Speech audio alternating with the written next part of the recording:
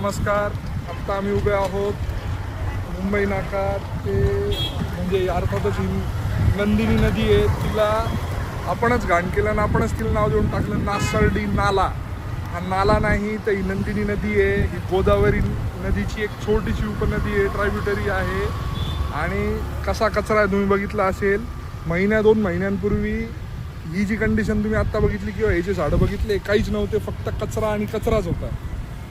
नंदिनी नदी स्वच्छता अभियान हे रोशन केदार, CA निलेश जवर सर, मनोज साठे सर, दत्तू ढगे सर, मनोज साठे सर आणि बाकी नाशिकमधले सगळे जागरूक पर्यावरणप्रेमी आणि नदीप्रेमी यांनी त्याआधी साफसफाई केली, झाडं लावले आणि मुख्य म्हणजे झाडांची काळजी घेतली जाते. इथे पाणी मिळतं आहे की नाही मिळत आहे, झाडं तुटत आहेत का, ट्री गार्ड्स लावलेले आहेत, हे सगळं काम नगरपालिका आणि बाकी सगळ्या शासकीय संस्था किती लेवलला करतात हे तुम्हाला माहिती आहे. आणि काम पण कसं आहे तुम्ही बघितलं.